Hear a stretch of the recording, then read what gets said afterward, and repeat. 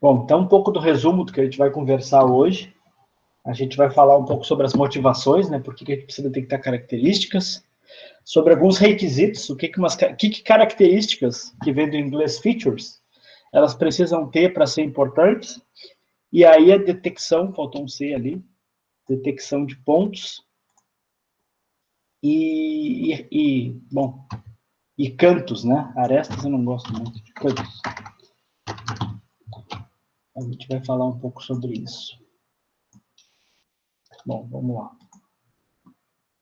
Resolvi salvar o negócio aqui. Bom, então, alguns exemplos de aplicações desse negócio, né? Então, a gente tem aí uma imagem bastante cluttered, que é bastante com bastante informação, né? Bastante densa aí de objetos, vamos chamar assim. E a gente quer identificar ali aquele trem e também aquele sapo. E eles, ambos estão oclusos, eu enxergo só uma parte deles. E o ser humano razoavelmente consegue detectar, então, esses objetos, mas para o computador é bem mais difícil, né? Então, essa questão de detectar features e buscar features em várias imagens, ela é bastante importante e relevante para problemas como esse, né?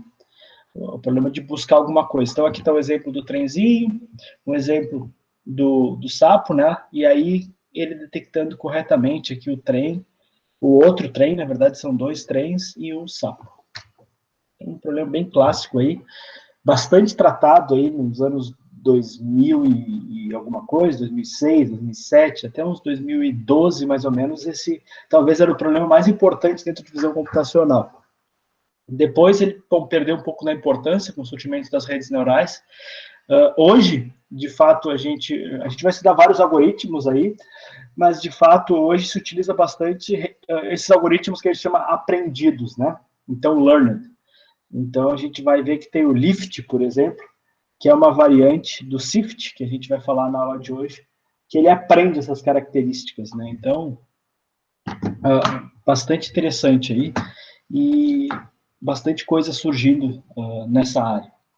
Bom, então outro problema é como é que eu construo o que eu chamo de um panorama, né? Um panorama é basicamente eu juntar duas imagens, a gente chama, às vezes, em português de mosaico também.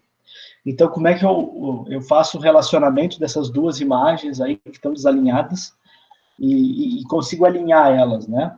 Então, a ideia clássica que a gente utiliza é detectar features em ambas as imagens e aí depois achar quais features são as mesmas. Então, encontrar o que a gente chama de correspondência. O problema de correspondência está relacionado com um termo em inglês que é bastante clássico, que é matching. Então, como é que a gente faz matching? E aí a gente vai usar esses pares aí depois para fazer o alinhamento das imagens.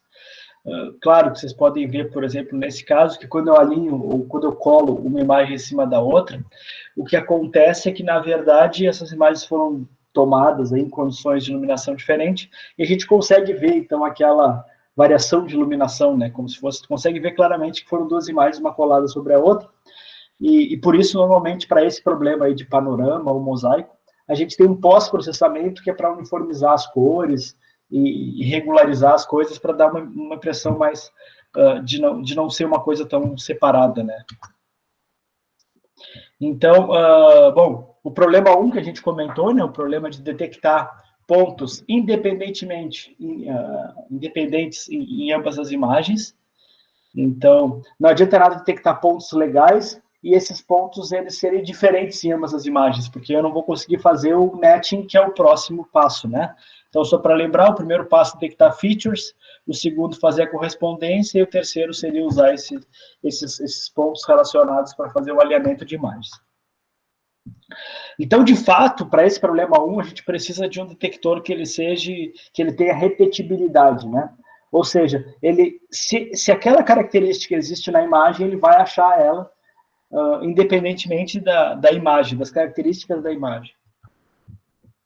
O outro problema que a gente também está bastante interessante, são bastante relacionados, a gente vai inclusive tratar aqui, a gente vai ver que os algoritmos, normalmente eles são casados, né? Tem um algoritmo que detecta e faz matching. Então, para cada ponto, reconhecer qual é o seu equivalente, né? Então, esse é um problema de matching, e para isso a gente vai precisar do que a gente chama de um descritor, ou seja, eu preciso descrever aquele ponto de algum modo em que ele seja distintivo e confiável para que eu consiga, com esse descritor, relacionar esses dois pontos. Então, aqui tem um exemplo, né, de construção de panorama, de mais ou menos uns 15 anos atrás, um pouquinho mais, 17 anos atrás, e vocês podem ver que ele vai construindo, né, vai pegando as fotos e vai construindo, e depois, no fim, ele faz um pós-processamento aí para deixar o negócio uniformizado. Então, esse é. Aqui tem um outro exemplo bem clássico de usar features, né? Então, usando features para fazer reconstrução de imagens, fazer bundle adjustment. Eu comentei um pouco sobre o bundle adjustment na aula de reconstrução 3D.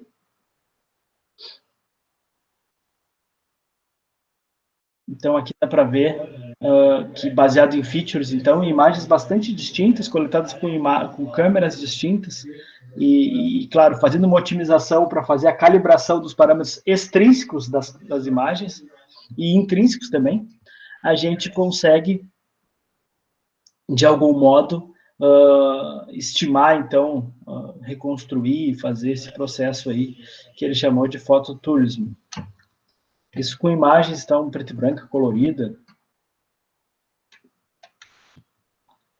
Bom, então, em visão também, em robótica, a gente tem bastante exemplos. Esse aqui é um exemplo bastante antigo, vamos chamar assim, já tem uns 10 anos, que é um pequeno drone, né?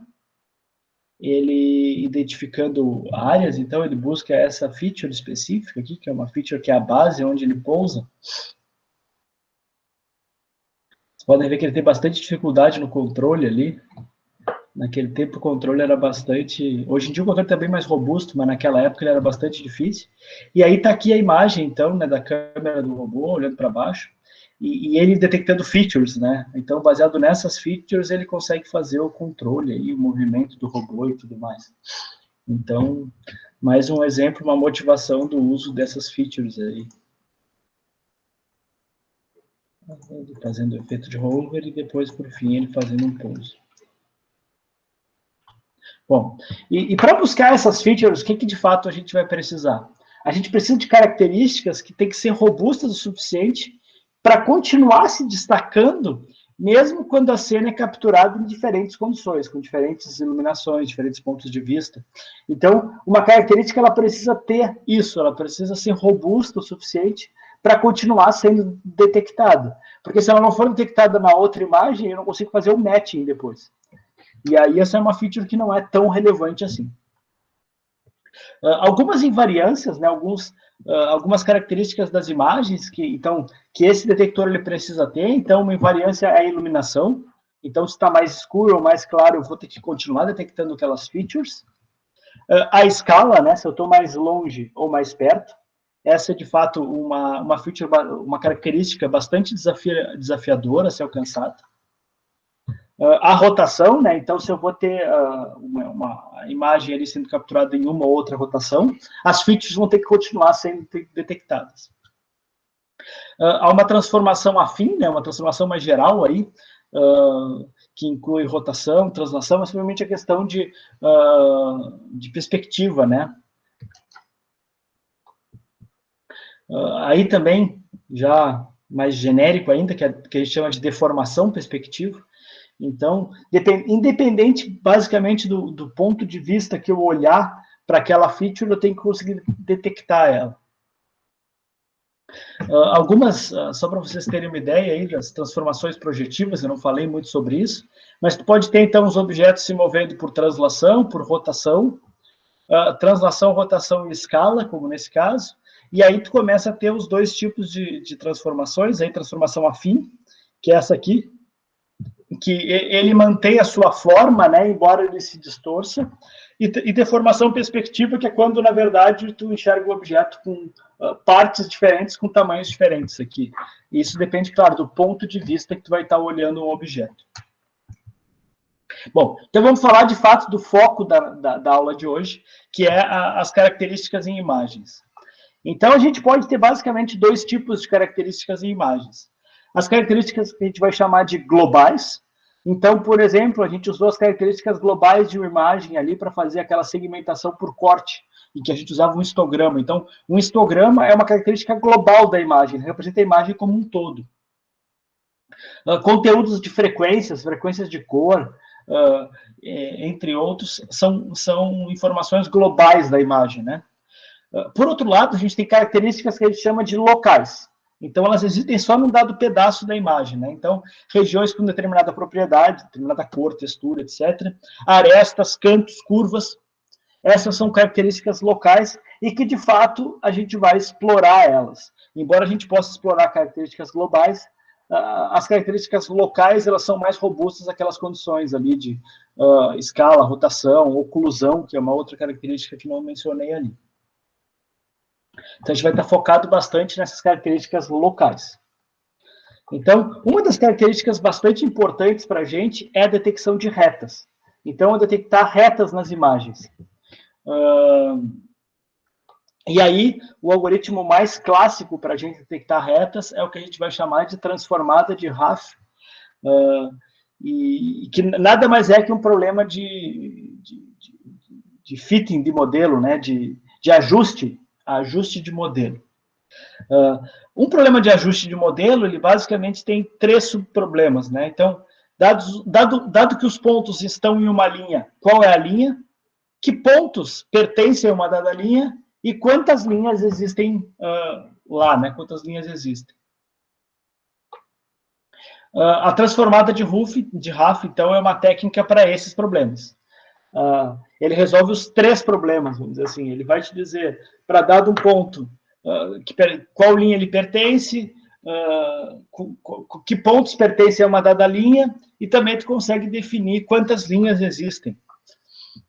A ideia básica é gravar todos os modelos em que cada ponto eles pertencem e olhar para os modelos, os que têm mais votos. A gente vai falar um pouco sobre isso, mas a essência do algoritmo de Raff é a questão de votação, de votos. Quantos votos uma linha vai ter, né? Quantos pontos ela vai ter. Então, o algoritmo de transformada de Raff, ela pode servir para detectar não só retas, ela pode servir para detectar curvas e outras formas paramétricas. Mas ela é bem mais conhecida na detecção de retas. Certo, pessoal?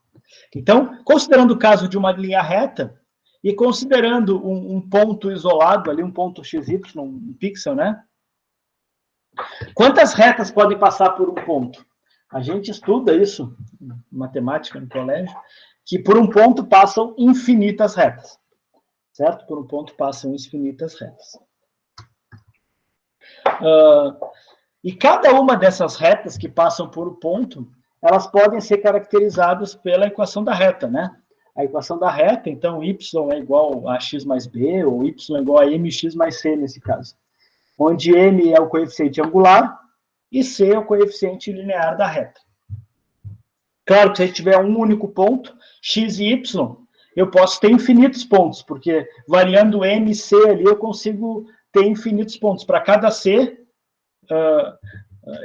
para cada m, eu vou ter um c, então eu posso ter infinitos m's, eu posso ter infinitos c's. Então, por um ponto, passam infinitas retas. Mas a gente viu também que, se eu tiver 2 pontos, eu tenho uma reta. Mas, bom, por hora, é importante para a gente entender que por um ponto passam infinitas retas. A gente vai, de fato, explorar essa questão. A gente vai explorar a questão de que, na verdade, numa imagem, não pode passar infinitas retas. Por que não pode passar infinitas retas? Porque uma imagem é uma coisa discreta. Ela tem um tamanho limitado. Então, na verdade, tem um número limitado de retas que podem passar por um ponto. De maneira discreta, obviamente. E a gente vai explorar um pouco isso com a transformada de Raff. Então,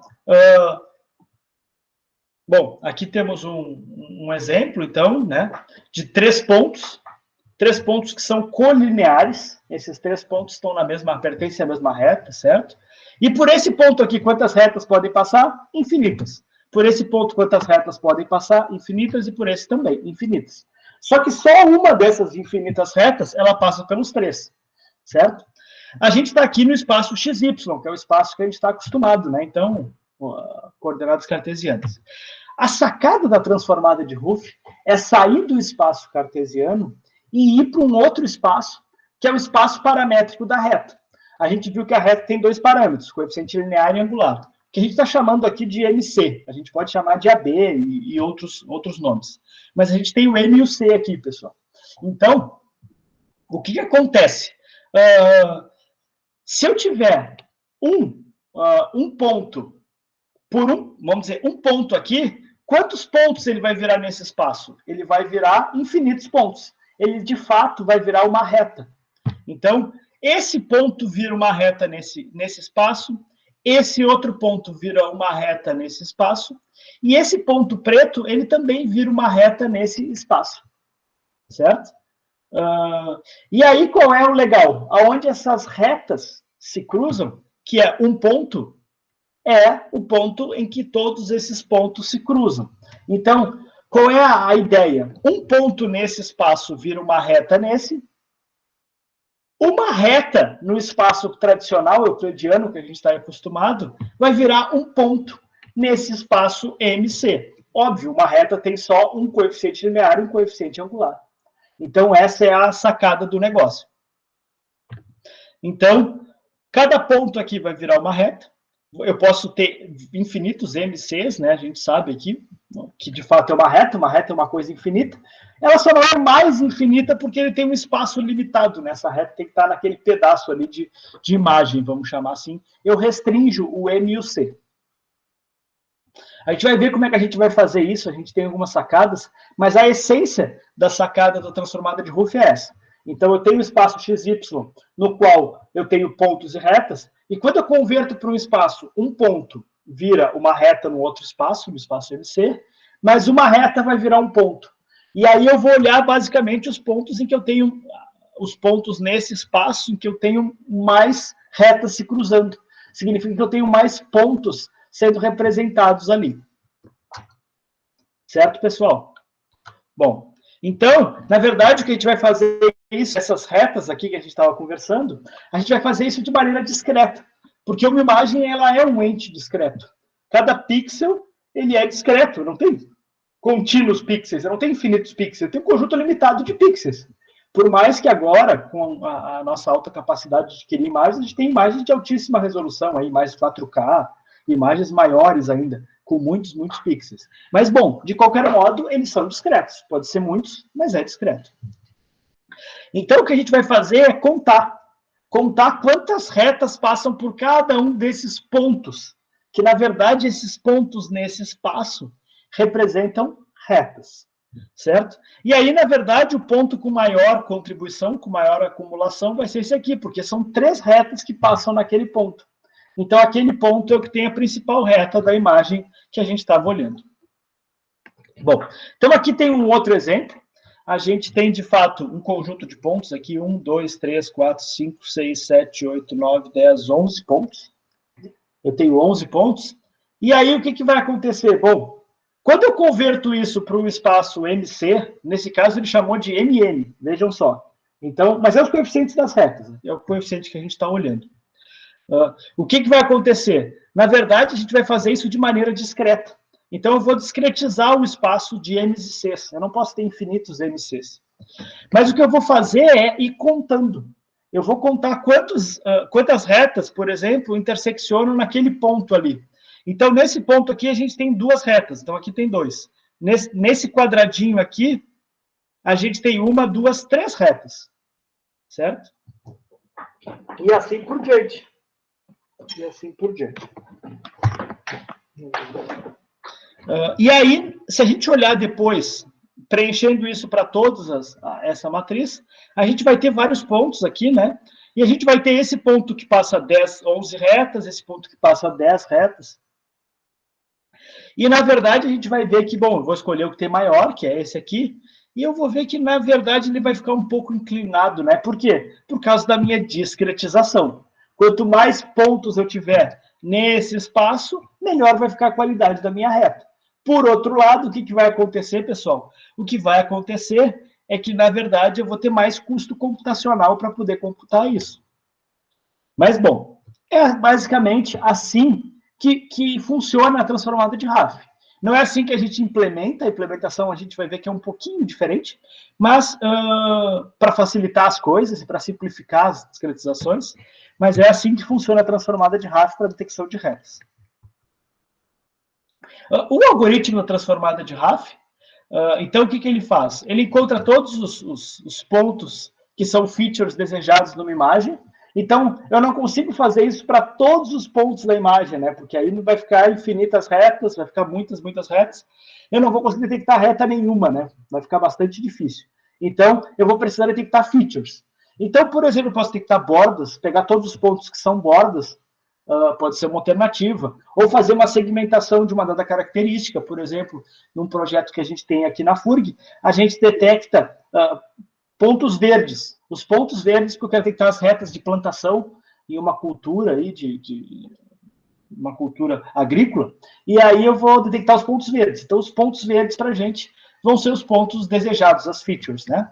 E aí, então, para cada ponto de feature, eu vejo, para cada possibilidade de ir daquele ponto passar naquela reta, eu vou lá e acumulo. Eu somo um naquele acumulador, né? Então, eu vou incrementando aquilo lá, ao final eu vou montar aquela matriz, e aí aquela matriz eu vou buscar os máximos locais daquela matriz. Vou buscar os pontos maiores. E aí, claro, eu vou precisar definir alguns lineares, etc. Se desejado, eu posso mapear, então, cada máximo de volta no espaço da imagem lá e desenhar onde estão as retas. Bom, então, a transformada de RAF, qual é o problema dessa equação da reta aqui? Essa equação da reta que eu falei para vocês, o problema é que o M e o C ele podem ser de menos infinito a mais infinito. Certo, pessoal? Então, na verdade, o que vai acontecer?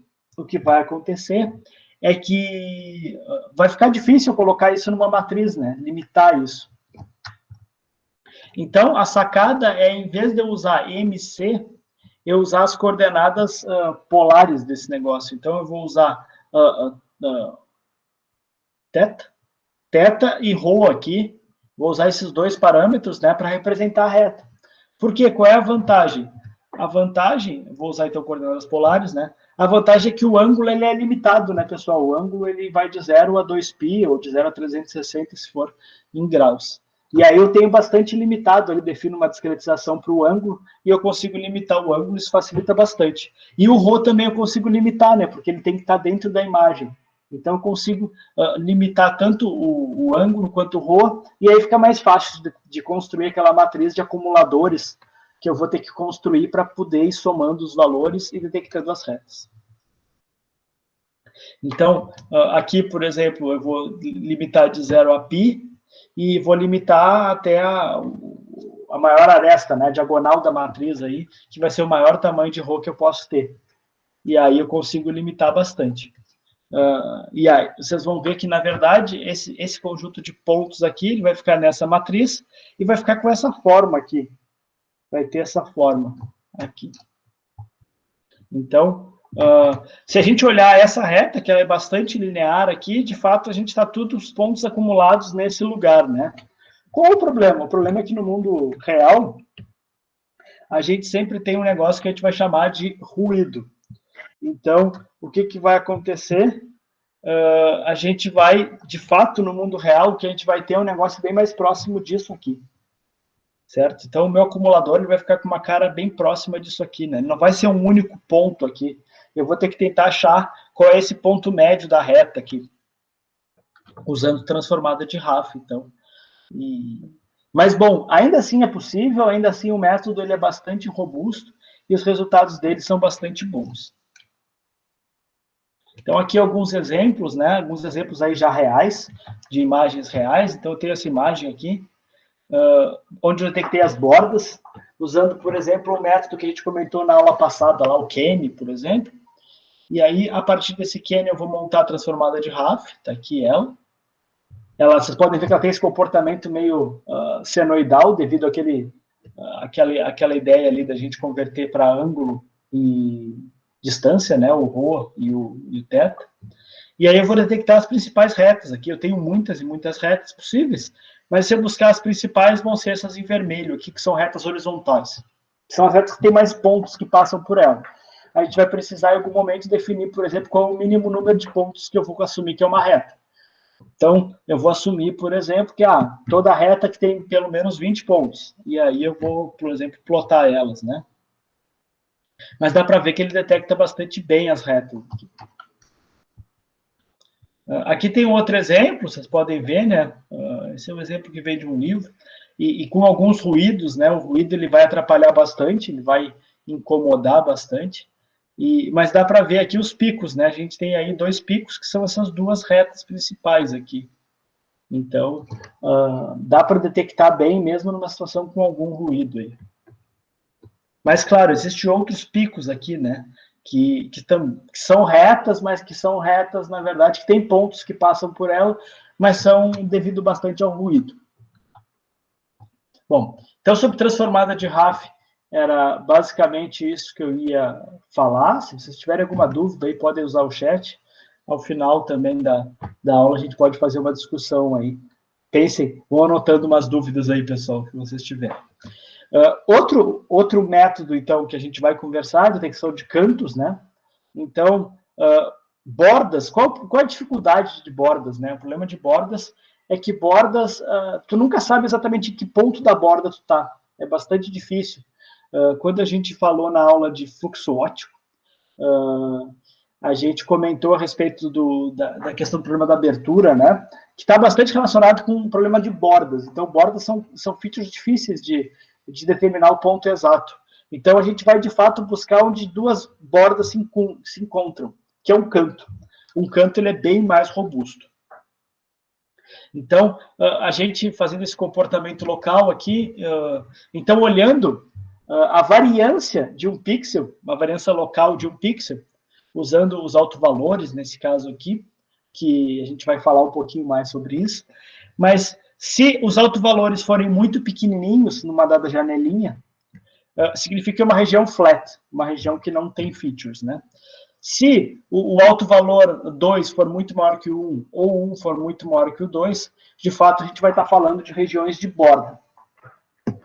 E se ambos são grandes, ambos os autovalores de uma dada região, isso significa que ele é um canto. E um canto é uma boa feature. Então, o Harris, ele propôs esse detector aí há bastante tempo atrás, que basicamente ele detecta corners, ou seja, esses cantos, né, que a gente está falando. Ele vai usar, então, uma matriz N, certo? Ele vai olhar basicamente uma janela, né? Ele vai olhar uma janelinha ali, que pode ser 3x3, 5x5, 7x7, e nessa janelinha, então, ele vai calcular os autovalores e autovetores, e a partir disso, ele consegue, então, estimar esse coeficiente R aí. Esse coeficiente R, na verdade, ele vai ter um efeito bastante similar àquele anterior, que é isso aqui. Se o R for menor que 0, é uma região de borda. Se o R for muito pequeno, é uma região planar, ou seja, sem features. E se o R for maior que 0, grande, vamos chamar assim, eu tenho uma região de canto. Então, como é que o Harris funciona? Basicamente, ele vai olhar uma dada região da imagem, vai calcular as suas derivadas ali, ele vai calcular a matriz H, e aí depois, a partir da matriz H, ele vai calcular os autovalores e autovetores, e a partir desses autovalores e autovetores, ele vai estimar esse R, que nada mais é que esse coeficiente que vai permitir, então, estimar se é um canto ou se não é. Então, aqui tem um exemplo de como é que esse negócio funciona, né? O lambda 1 e o lambda 2, que é os autovalores e autovetores, então variando nesse caso entre 0 e 5 aqui. E como é que o R se comporta, né? A tal das isolinhas do R aqui. Então, vocês podem ver que, na verdade, aqui a gente tem uma isolinha do 0, né? Aqui a gente tem os valores negativos, que são os edges. Aqui nessa região a gente tem a parte do 0. E aqui nessa parte aqui, de fato, a gente tem os corners. Então, o comportamento do R é bastante robusto a isso. E ele é um bom meio de calcular features. Certo? Então, o que a gente varia é aquele parâmetro K, né? Aqui está mostrando ele variando o K de 0,2 e aqui o K de 0,1. esse parâmetro cai, o que tu ajusta ali. Geralmente, o Harris, ele assume entre 0,04 e 0,06. Então, ali, então, 0,1, 0,2, aqui 0,5. Como é que é o algoritmo do Harris, então? Ele vai buscar, então, janelas na imagem. Para todas as janelas, ele vai calcular o R, ele vai buscar aquela matriz H. Calculando a matriz H, ele vai achar os autovalores. E a partir disso, ele consegue determinar, então, esse coeficiente R. Se esse coeficiente R for maior que um valor, se ele for negativo, é uma borda. Se ele for próximo a zero, é uma região flat, não tem nada ali. E se ele for maior que zero, então, são pontos de borda. E aí, basicamente, eu vou pegar esses pontos com R grande, né? Então, aqui tem um exemplo de uma imagem, certo? Uma imagenzinha aqui. Na verdade, duas imagens com diferentes iluminações de um mesmo imã de geladeira. Inclusive, aqui vocês podem ver que tem a questão da reflectância da porta da geladeira, etc. E aqui está o R para cada um dos pontos, né? Vocês podem ver que aonde que tem R's grandes, né? R's grandes estão, na verdade, nas regiões vermelhas. As regiões mais claras, elas são regiões mais planas. Então, vocês podem ver que essa região aqui é bastante plana, essa também. E as regiões vermelhas são onde estão R's grandes, né? Então, aqui R maior que um dado limiar.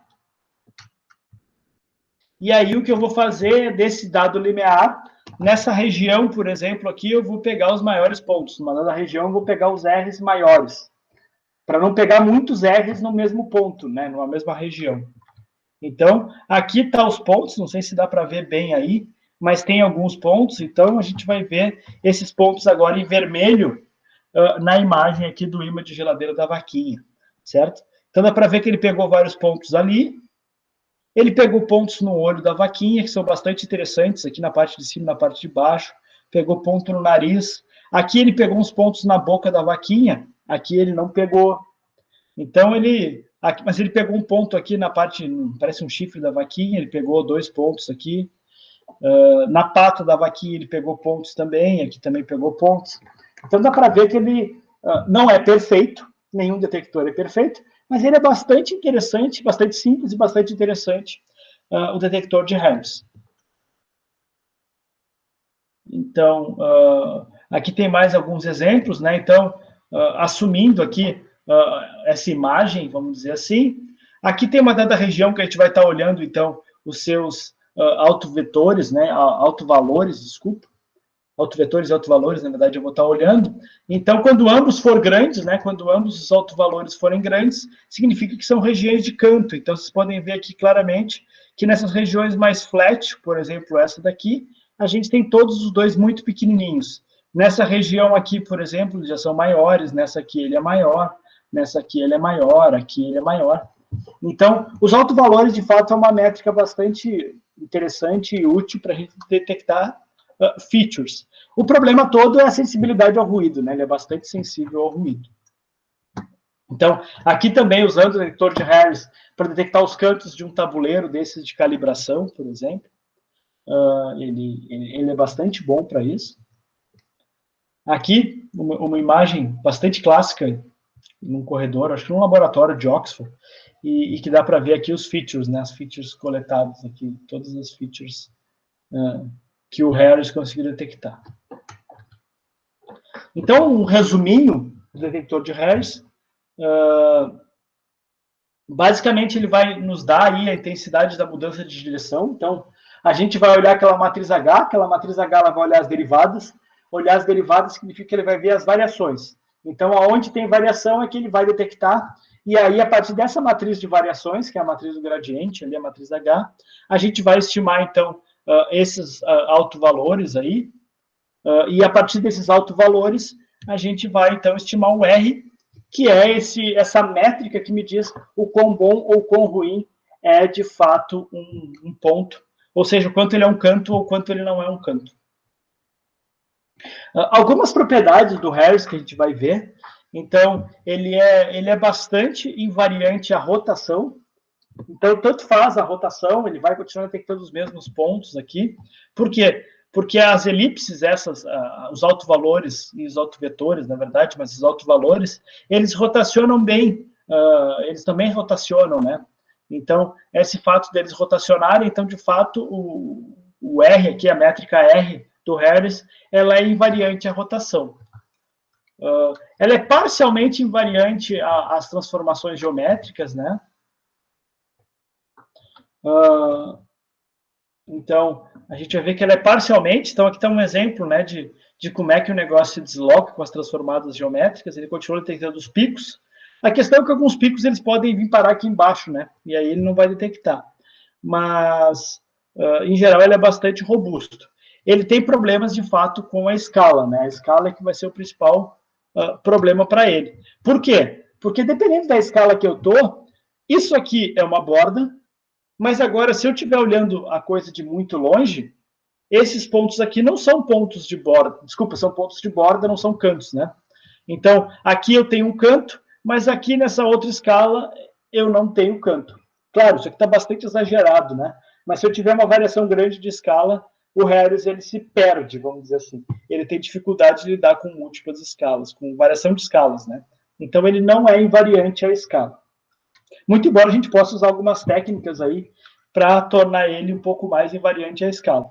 Mas, em geral, ele não é invariante à escala. Então, ele funciona bem para quando as features são detectadas, elas estão tudo no mesmo plano, por exemplo, e eu não tenho muita variação de escala.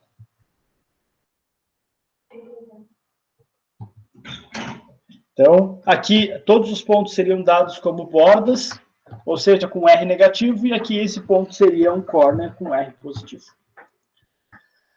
Então, aqui dá para ter uma ideia, né, da qualidade do detector de Harris, então, que a gente vai chamar de taxa de repetibilidade, o número de correspondências sobre todas as possíveis. A gente vai vendo que quando é escala, então, tem pouca variação de escala, aqui eu tenho bastante repetibilidade, e à medida que eu vou aumentando a escala, eu vou perdendo a repetibilidade, ou seja, os pontos que eu vou detectando, eles começam a não ser os mesmos. E aí a coisa começa a ficar bastante difícil. Então, o Harris sofre bastante com a questão da escala. Bom, outro método bastante clássico, aí, falando de 94, o Harris é dos anos 80, o KLT, que nada mais é que um algoritmo de fluxo óptico adaptado para ponto. Então, ele detecta pontos e, a partir do ponto, ele roda o fluxo óptico que vai permitir ele fazer o matching. Então, ele detecta bons pontos usando a matriz H, certo? A própria matriz H, aquela que o Harris usa. E ele utiliza, então, ele não utiliza aquele R, aquela métrica R do Harris, ele usa diretamente os autovalores. Então, ele pega o mínimo entre lambda 1 e lambda 2, e ele vê se for maior do que um ponto do que um limiar qualquer aí. Então, só para vocês conhecerem, o Luca Canade Tracker, aqui, o detector de Lucas Canade, que também é uma variante do Harris, aí, só que ele detecta também a correlação usando o fluxo óptico. Está implementado, esse algoritmo tem implementação tanto no PCV, MATLAB e tudo mais.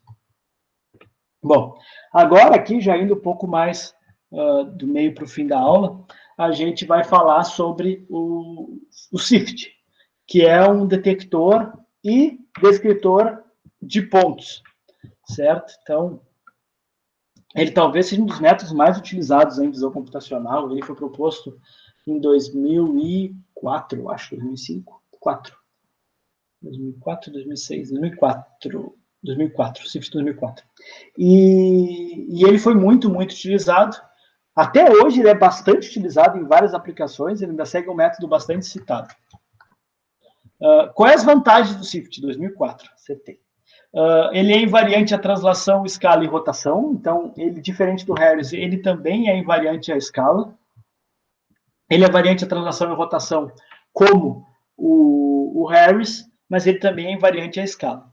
Ele também é parcialmente invariante à iluminação e às transformações geométricas, até 20 graus. Ou seja, se as transformações geométricas não forem muito fortes, ele também é bastante invariante. Ele é bastante robusto a ruído. e ele traz algumas propriedades dos primatas, né, de como os primatas detectam, então, características. Ele é dividido, esse método, em 4 fases. Eu vou falar cada uma das fases para vocês, vou dar uma explicada. Elas são bastante interessantes, bastante, vamos chamar assim, bastante gerais, né? A gente pode usar cada uma dessas fases de maneira, assim, associar diferentes algoritmos em cada uma das fases. Mas o Swift é um método completo. Então, ele faz a detecção, a descrição, e a partir desses métodos de descrição, a gente consegue fazer um matching. Então, qual é a ideia? A ideia é que tu vai ter uma imagem, nessa imagem eu vou detectar algumas features, cada feature dessa vai ter um descritor local, vai ter como se tivesse uma impressão,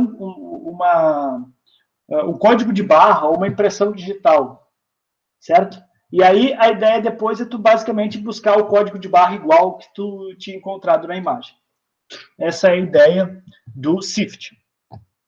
Então, para fazer detecção, ele vai usar então esse espaço de essa detecção no espaço de escalas aqui. Depois ele vai localizar os key points, vai buscar onde é que estão esses key points. O descritor ele é baseado em orientação dos vizinhos, então orientação dos gradientes dos vizinhos, orientação das bordas que os pontos vizinhos ao ponto de interesse têm. E aí depois ele vai construir esse descritor, e esse descritor funciona, então, como eu comentei para vocês, como se fosse uma impressão digital. Para vocês terem uma ideia, então, numa imagem de 500 por 500 pixels, ele detecta em torno de 2.000 pontos, 2.000 features, mais que pontos, né? São pontos e sua impressão digital, seu código de barra. A fase 1, então, é a detecção no espaço de escalas aqui. Então, ele vai criar esse DOG, que é a diferença de gaussianas, para gerar esse espaço de escala, e aí ele vai buscar máximos nesse espaço de escala. Bom, o que ele faz, então? Basicamente, ele pega as imagens, aplica gaussianas, aplica ruídos gaussianos. O que ruídos gaussianos fazem? Eles borram a imagem. Então, a ideia é borrar a imagem. Quanto mais eu borrar a imagem, é como se eu estivesse numa escala mais distante. Essa é uma coisa bastante estudada quando a gente fala de imagens. E aí, o que ele faz é, bom, ele vai borrar as imagens, vai gerar essa matriz L, essas imagens L, que a gente chama do Lagrangiano, e aí ele vai fazer as diferenças dos Lagrangianos. Então, ele vai pegar a imagem, essas imagens borradas aqui, em várias escalas, né? Então, eu vou pegar essas imagens e vou gerar em várias escalas. O que é isso? Basicamente, eu vou mudando esse desvio padrão aqui. Vou mudando esse desvio padrão, vou fazendo as diferenças. Então, aqui, eu vou ter as diferenças das gaussianas, que é o que está aqui. Então, aqui tem um exemplo, né? Eu vou fazendo em múltiplas escalas, vou borrando a imagem, vocês podem ver que eu vou borrando ela. Ó. Aqui ela está bem nítida, ao final aqui ela está bem borrada, aí eu reduzo o tamanho, borro ela, reduzo o tamanho, borro ela, reduzo o tamanho, borro ela. Basicamente isso, e eu vou calculando essas diferenças. Essa menos essa, essa menos essa, essa menos essa, essa menos essa. E aí o que ele vai gerar é essas imagens aqui. E essas imagens, vocês podem ver que ele basicamente tem bastante borda. Por que tem bastante borda?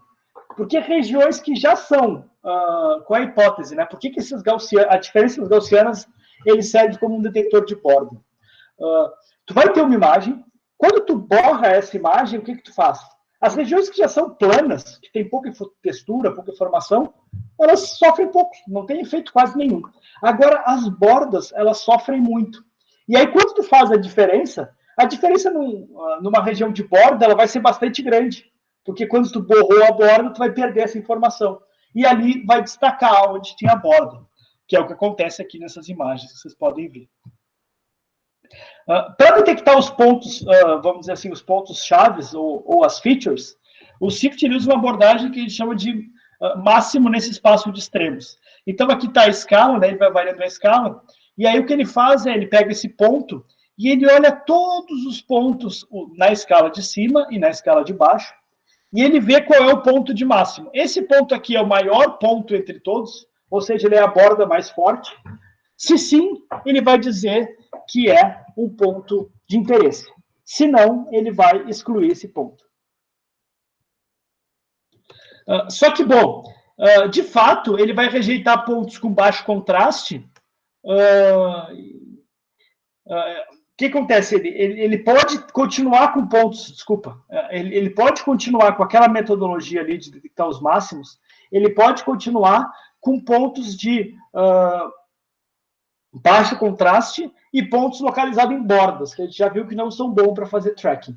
Então, o que ele faz aqui ele remove esses pontos. Então, ele já selecionou esses pontos de máximo, e aí ele faz um novo filtro para tirar os pontos que têm baixo contraste e que estão localizados nas bordas. Então, ele faz um fit de uma... e aí ele remove... Bom, basicamente o que ele faz o fit de uma função que a gente chama quadrática, e aí com essa função quadrática ali, ele vai remover os pontos que têm baixo contraste e que a mudança é maior que 0,5. Então, basicamente, ele vai remover pontos de borda e pontos de baixo contraste. Certo? Bom, que mais? Aqui também, né, ele vai rodar um algoritmo parecido com o Harris, ali naquele ponto, e ele vai ver, né, se esse ponto... Então, ele divide o determinante sobre o trace da matriz, que é muito parecido com aquela métrica R do Harris, e ele vai ver se ela é menor do que um limiar. Se ela for menor que um limiar, ela é um ponto de borda, então ele remove. Aqui ele vai tirar pontos de baixo contraste, aqui ele vai tirar pontos de borda. E aqui estão os pontos de máximo que ele encontrou, máximo naquele espaço de escala, vocês podem ver que tem muito ponto.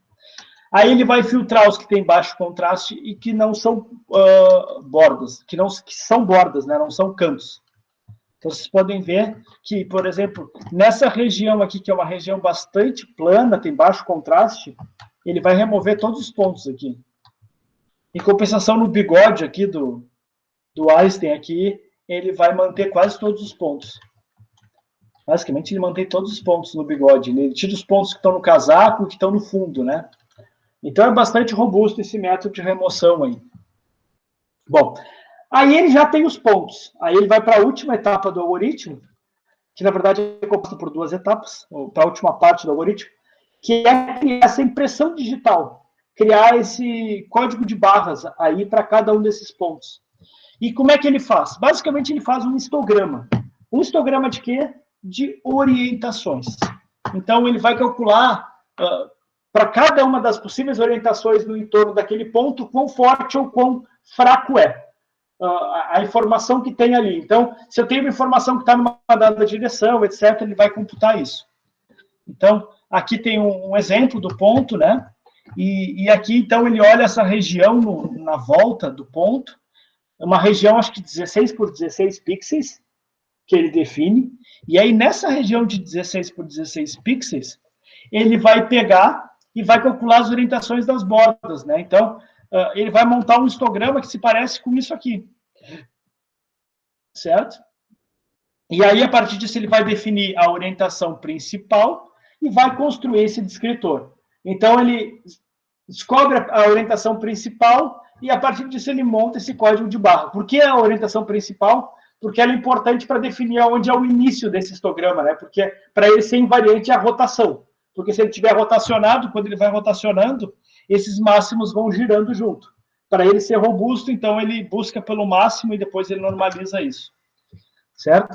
Então aqui está o ponto na imagem, os seus gradientes, e aqui os gradientes de orientação que ele vai usar para construir esse histograma.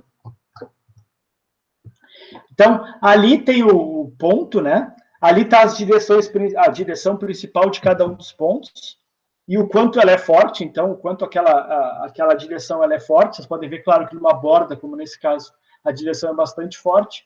Nesses pontos aqui, a direção já não é tão forte, mas ele tem ainda uma orientação principal.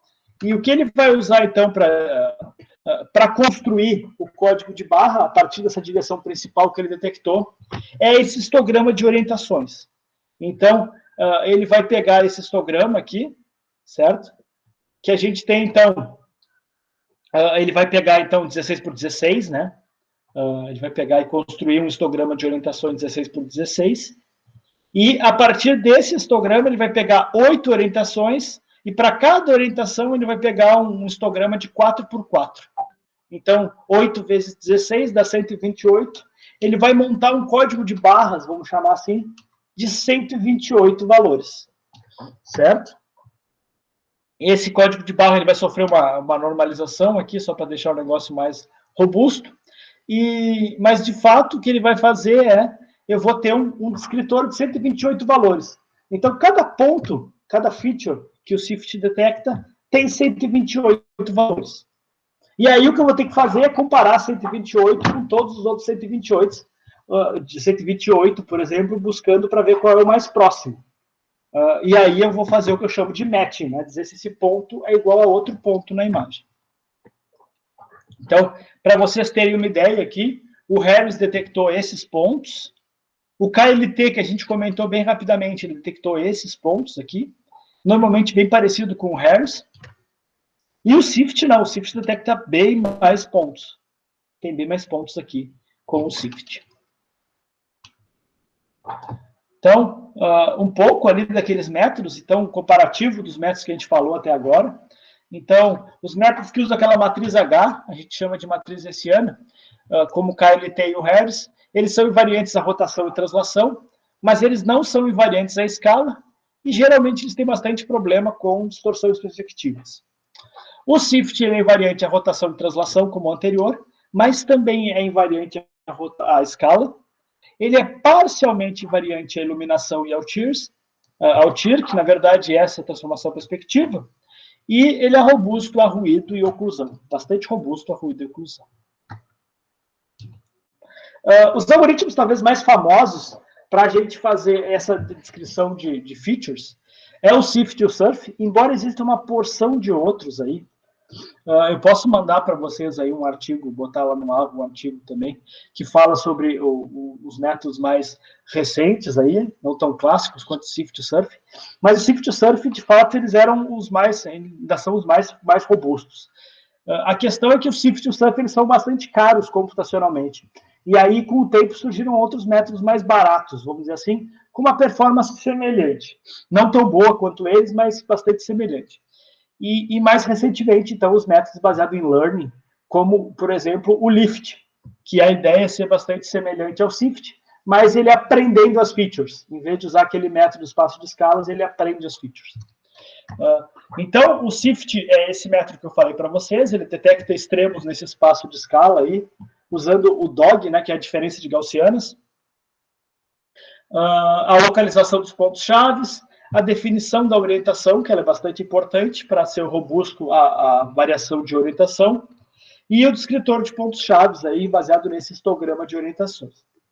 O Surf ele é bastante parecido, a diferença é que ele é mais rápido, porque ele usa um conceito que a gente chama de integral da imagem. A gente vai falar rapidinho desse conceito chamado integral da imagem, ele é bastante legal, bastante eficiente, e aí, baseado nesse conceito de integral da imagem, ele não vai precisar construir esses espaços de escala, ele vai fazer isso de maneira rápida, usando o que ele vai chamar de um fast hashing, e aí ele tem os descritores de pontos-chave, aí, meio parecido com o Surf. A diferença é que ele define 3 desses.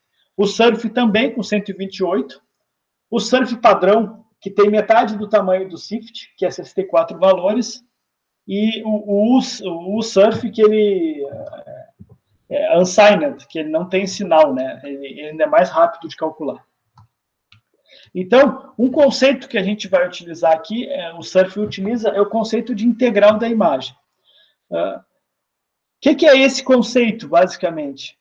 A maioria das aplicações de convolução em imagens, elas vão calcular aí o valor em uma dada área da imagem. Então, ele vai calcular, por exemplo, o valor dessa área da imagem, né? E quando a gente fala de fazer isso no espaço de escala, então eu vou pegar grandes, pequenos, e eu vou ter que recalcular muita coisa.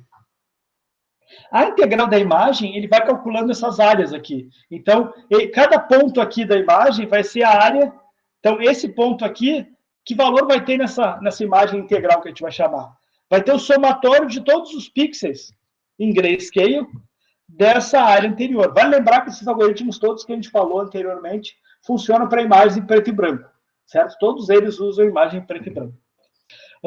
Então, o conceito de integral da imagem, o ponto aqui, vamos dizer, eu vou construir a imagem integral, e esse ponto aqui eu vou ter o somatório de todos esses valores anteriores aqui.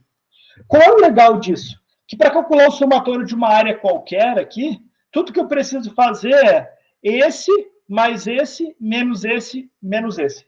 E aí eu calculo quanto vale o somatório dos pixels aqui dentro dessa área, usando apenas 4 valores já previamente calculados. Isso vai me economizar bastante tempo computacional.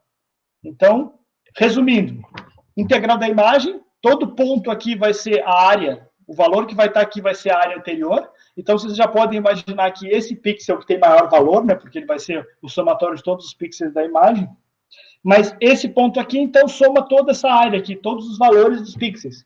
Então, se o valor for de 0,255, tu vai somando, 255 mais 200, mais 100, mais 40, e assim tu vai somando. E aí o valor que tu vai botar nessa posição é o somatório das áreas anteriores.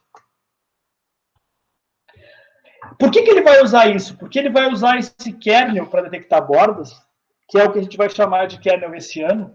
Ele vai usar o FAST hessiano, o hessiano é esse aqui. Ele vai usar uma aproximação do kernel hessiano. Por quê? Porque como essa área aqui, ó, ele precisa calcular o somatório dessa área aqui, ó, o somatório dessa área ele calcula muito rapidamente com a integral da imagem, certo? E ele consegue usar kernels muito grandes, que são bastante caros computacionalmente de ser aplicados. Então, a ideia em vez de tu ir diminuindo o tamanho da imagem, que era a ideia do SIFT, a ideia do SURF é tu aumentando o tamanho do kernel, que tem o mesmo efeito. Então, essa janelinha que tu vai passando na imagem para detectar as bordas e os pontos de interesse, ele usa essa FAST hessiana aqui. Ele vai buscar máximos também no espaço de escala, assim como fez o SIFT. Só que em vez de usar o DOG, né, ele vai usar esse espaço de escala aí do FAST hessian, que ele usa a integral da convolução, a integral da imagem. E aí depois ele vai usar esse conceito que ele chama de Harvard wavelet, que basicamente me diz a variação aqui, né? Ele vai olhar basicamente a variação de brilho numa dada imagem, numa dada janelinha, e a partir disso ele vai detectar, então, vai construir uma espécie de um histograma, e a partir desse histograma ele vai montar, então, o seu descritor. De modo bastante parecido com o SIFT, né? Não é igual, mas é bastante parecido. Na verdade, a impressão é que várias dessas decisões de projeto de surf, elas sempre tiveram duas ideias. Uma delas foi ser mais rápido que o SIFT, e a outra, como o SIFT é um método patenteado, a ideia era quebrar a patente. Então, a ideia era bolar um algoritmo que tivesse uma performance parecida, mas que não fosse o mesmo, e que fosse rápido. Então, o surf, ele vem para isso, e ele, então, é tão usado ou patentado quanto o SIFT. Embora ele não tenha a mesma performance para a maioria dos casos. Em alguns casos ele é até melhor, mas em geral ele não é tão bom. Que mais? Então, como é que a gente faz para fazer matching, né? Geralmente a gente tem vários jeitos de fazer matching, mas geralmente a gente vai usar o que a gente chama de distância euclidiana. Como eu tenho 2 códigos de barra, vamos chamar assim, o que eu vejo é o quantos próximos são esses códigos de barra. Eu calculo a distância euclidiana. Geralmente a gente vai ter um corte aqui, que é se o vizinho mais próximo ele for muito próximo do ponto esse. Ou seja, eu tenho muita chance de erro, aí eu digo que não é um match. Basicamente é isso. Mas eu tenho outros métodos para fazer match, né? A gente viu o fluxo óptico aí, métodos baseados em textura e intensidade, tem vários métodos para isso. O SIFT e o SURF, eles usam basicamente uns métodos específicos para isso, para dar uma acelerada nesse processo, né? Então, o SIFT ele vai construir uma KD tree, que vai deixar o negócio mais rápido, então, e aí ele vai fazer uma busca nessa árvore. Então, ele vai usar uns métodos de busca em árvores, aí que a gente estuda na disciplina de algoritmos, para poder acelerar o processo. Toda a ideia é acelerar o processo. E ele vai buscar a menor distância euclidiana, mas que a razão com o menor vizinho não seja tão próximo, porque se for muito próximo, eu tenho bastante dúvida. O SURF não vai usar as árvores, ele vai fazer busca exaustiva, por quê? Porque ele diz que o descritor dele é menor e ele não precisa daquele método.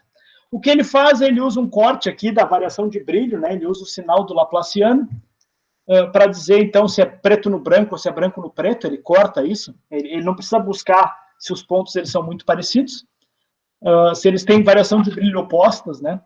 E ele usa essa razão aí com o segundo menor vizinho. Eles também têm bastante implementações, então o Swift e o Surf têm implementação em OpenCV, em MATLAB, em tudo. O Swift tem um método fornecido pelo Lowy, que de fato até hoje é o melhor método, que ele roda em MATLAB. E tem várias implementações desse algoritmo, mas que não são tão boas quanto o método original. Ninguém nunca sabe o que o cara fez lá, que deixou o negócio tão bom. Deve ter alguma constante maluca lá que ele usou e que deixa o método dele melhor que o dos outros.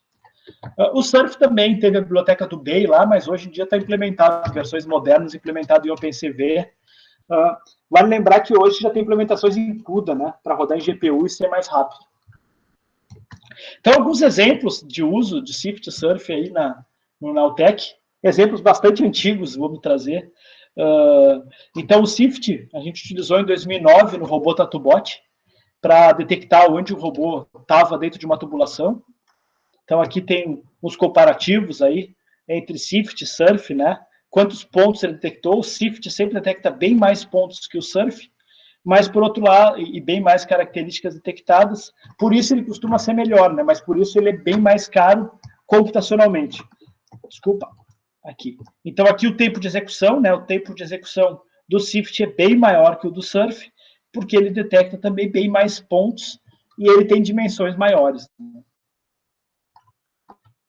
Então, aqui um pouco do resultado, né? O robô ele sai daqui e vai até esse ponto, e aí vocês podem ver onde é que ele está achando que ele está andando aí, baseado nos algoritmos, né? Então, usando esse matching de features entre imagens, eu vou dizendo aonde o robô está andando. Todos os métodos, basicamente, deram resultados bastante parecidos. O melhor, de fato, eu acho que foi o Surf. Não, o Surf, eu acho que foi o melhor. O Swift foi também bom, mas ele deu uma divergida e acabou indo para uma direção que não era exatamente a que o robô estava se movendo. A gente usou também Swift Surf para imagens embaixo d'água também, 2007, bastante antigo. A gente detectava, então, pontos de interesse aqui na imagem, aqui era o Swift, né? E aí depois fazia o matching para ver como estava se deslocando o robô aí, olhando para o fundo de uma piscina com pedras. Então, aqui está um pouco dos experimentos que a gente fez aí em 2007, já faz um bocado de tempo, para detectar, então, o movimento de um robô usando o Swift. O comparativo, então, usando na época um Core Duo e um Core Quad, então vocês podem ter ideia, isso aqui faz mais de 10 anos atrás, a gente conseguia, então, com KLT, a gente conseguia, em torno, num Core Quad, 12 frames por segundo e com o Swift 6 frames por segundo. Só para vocês terem uma ideia aí do que a gente conseguia. Em torno disso, sempre 12 a 7 frames por segundo, a relação KLT para Swift. E aqui, como é que ele detectou a posição, né? Na verdade, o robô saía dessa posição e ia até lá em cima, agora eu não lembro da marca exata, mas o Swift ele se comportou bem melhor do que o KLT. Outro exemplo também, esse aqui é um pouco mais novo, talvez aí 2011, 12, que foi usar o Swift, então, para relacionar pontos numa boca de um paciente, para poder detectar o que a gente chama de bruxismo, né? Detectar desgaste em dente. Então, a gente usava algumas... Como é que eu vou saber se teve desgaste, né? Então, a ideia é detectar pontos em comum, o Swift ajudava a detectar esses pontos em comum, para depois a gente relacionar, então, os perfis dos dentes aqui. Então, mais um exemplo do uso do Swift aí há bastante tempo atrás também, sei lá,